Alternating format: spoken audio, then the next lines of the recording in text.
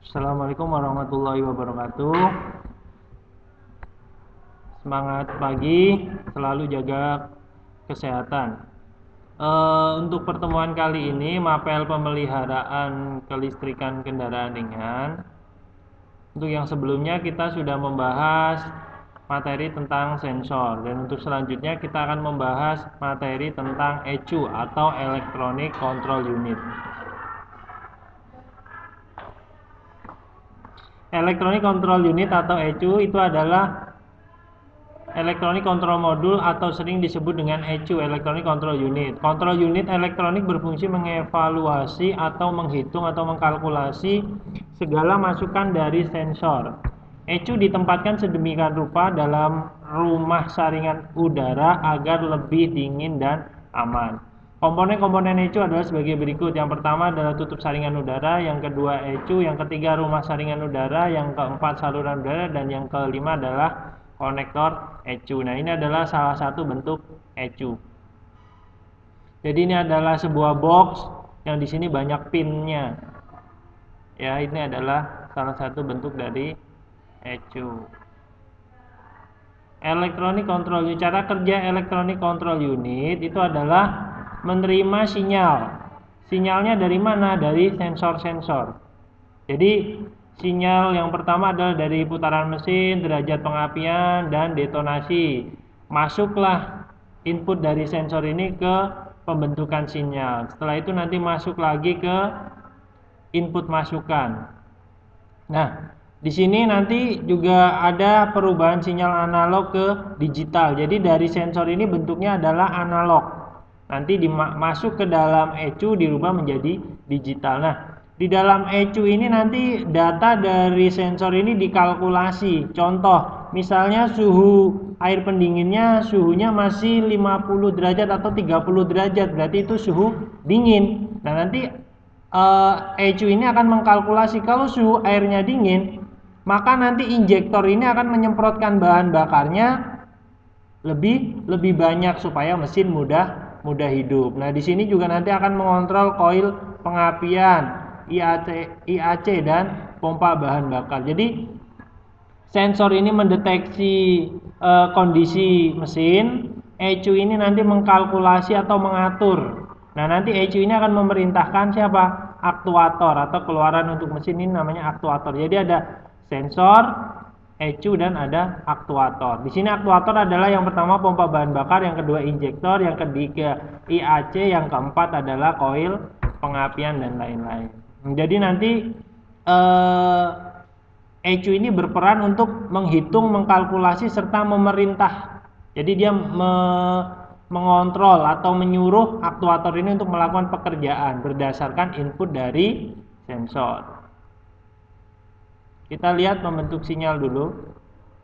Sensor putaran mesin, sensor posisi poros engkol, dan sinyal dari sensor detonasi maupun sinyal lain yang masih berbentuk gelombang AC akan masuk ke bagian ini terlebih dahulu. Hasil dari proses di sini barulah bisa diolah oleh mikrokomputer.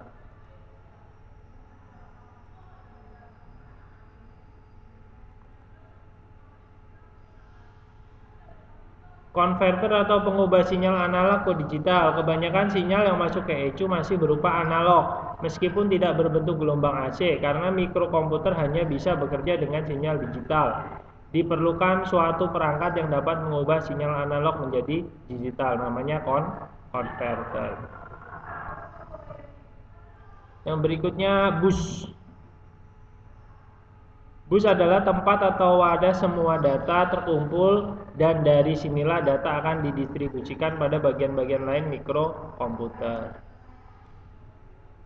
Nah, jadi sebenarnya kalau ECU itu adalah merupakan satu kesatuan, jadi dia tidak bisa di-repair atau tidak bisa diperbaiki. Kalau rusak berarti dia harus diganti. Nah, ini adalah untuk ECU atau Electronic Control Unit. Jadi ini adalah otaknya dari sistem injeksi. Makanya komponen yang paling mahal untuk sistem injeksi itu adalah ECU atau ECM, Electronic Control Unit atau Electronic Control Module. Nah, kita lanjutkan langsung saja untuk berikutnya aktuator. Nah, kalau tadi sudah ada sensor, sudah ada ECU, sekarang kita bahas ke aktuator.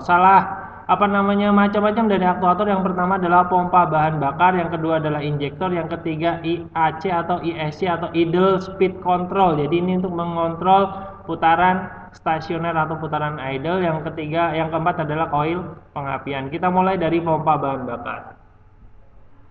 Ada 3 macam penempatan pompa bensin listrik. Pompa bensin di luar tangki, posisi pompa lebih rendah daripada tangki.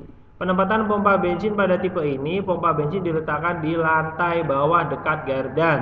Pompa bensin diberi pelindung khusus dan baut pengikat, hubungan pipa aliran bahan bakar, serta konektor rangkaian listrik. Lihat kelebihan dan kekurangan. Kelebihan dari pompa bensin yang berada di lebih rendah itu adalah penempatan pompa mudah dilihat, diperiksa atau diganti bila mengalami kerusakan. Kelemahan, penempatan posisi ini memiliki kelemahan, yaitu letak pompa harus lebih rendah dari tangki agar bensin dapat mengalir ke dalam pompa dengan sendirinya. Hal ini dikarenakan pompa ini tidak memiliki daya hisap sehingga perlu penempatan khusus. Oleh karena pompa harus diletakkan di bawah lantai kendaraan, maka diperlukan pelindung tersendiri agar pompa tidak terkena kotoran, karat, debu, dan benturan. Yang berikutnya adalah pompa bensin di dalam tangki. Gambar di sebelah akan memperlihatkan pompa bensin yang ditempatkan dalam tangki dan pompa sudah dikeluarkan. Tanda panah menunjukkan posisi sambungan pipa aliran bahan bakar, konektor rangkaian listrik, dan hubungan pompa ke saringan kasa. Nah, jadi ini adalah pompa yang berada di dalam tangki bahan bakar. Jadi di bawah ini adalah filter. Ya, ini adalah konektor listrik. Ini adalah pipa penghubungnya. Jadi nanti bahan bakar di bawah masuk melalui filter, terus ke pompa, baru keluar menuju ke injektor. Pompa lebih aman, bersih, tidak menimbulkan suara. Ruang pompa selalu terisi penuh oleh bensin dan resiko kerusakan pompa akibat tidak menekan bensin lebih kecil. Jadi yang lebih banyak digunakan adalah yang ini. Jadi pompa di dalam tangki bahan bakar. Pompa bensin di luar tangki dengan pompa mengalir tambahan. Sistem ini sudah jarang dipakai karena memerlukan pompa mengalir tambahan. Sistem ini kurang praktis. Nah, ini adalah untuk aktuator, yaitu pompa bensin. Ini yang tadi ya, pompa bensin di dalam tangki. Yang berikutnya adalah injektor. Injektor bekerja berdasarkan prinsip elektromagnetis yang biasanya dikendalikan oleh ECU melalui rangkaian massa. Nah, ini adalah bentuk dari sebuah injektor. Bila kumparan ion dialiri arus listrik, maka akan timbul garis gaya magnet yang dapat mengangkat katup jarum injektor setinggi 0,1 mili dari dudukannya. Lamanya katup jarum terangkat adalah merupakan waktu kerja injektor. Makin lama katup jarum terangkat, makin banyak bensin yang disemprotkan. Sedangkan tekanan penyemprotan konstan kecuali saat akselerasi. Komponen-komponen dari injektor: rumah katup jarum, pegas pengembali, piston, penarik, konektor, kumparan, dan saringan. Nah, kalau kita lihat di sini, jadi ketika injektor bekerja, ini nanti akan terangkat ke atas sehingga bahan bakar akan keluar. Nah, ini terangkat ke atasnya ini karena elektromagnet. Jadi lilitan yang dialiri arus listrik dia akan menjadi magnet, nanti akan mengangkat jarumnya ini sehingga bahan bakar keluar. Ketika ini tidak dialiri arus listrik, maka dia akan kembali lagi karena ada pegas pengembali. Ini pegas pengembali jarum katup. Ini adalah untuk injektor. Yang selanjutnya adalah idle air control atau idle speed control. Berfungsi untuk mengatur volume udara yang masuk ke mesin saat idle dan langsam atau putaran mesin tanpa beban dengan cara bypass katup gas throttle valve dalam kondisi tertutup. Nah, ini adalah idle speed control. Jadi ketika misalnya putaran mesin itu tidak stabil, naik turun, bisa kalian cek di ISC-nya atau idle speed control-nya. Ya. Terus yang berikutnya adalah koil pengapian. Koil pengapian memiliki beberapa fungsi: membangkitkan tegangan tinggi pada rangkaian sekunder 15-20 kV dan siap didistribusikan ke busi. Tegangan pada rangkaian sekunder berbentuk apabila kemagnetan pada inti besi hilang dengan tiba-tiba. Kemagnetan pada inti berbentuk saat arus listrik mengalir melalui kumparan primer. Ini adalah contoh koil. Tapi untuk ini adalah contoh koil untuk pengapian konvensional. Jadi untuk pengapian untuk sistem injeksi, biasanya koilnya itu akan menjadi satu dengan kabel busi. Ya, jadi satu busi, satu koil. Nah, ini adalah macam-macam dari aktuator. Jadi aktuator itu ada pompa bensin, ada injektor, ada IAC atau ISC, ada koil pengapian. Terima kasih untuk materi hari ini sampai di sini. Jadi tadi sudah kita bahas ECU dan aktuator.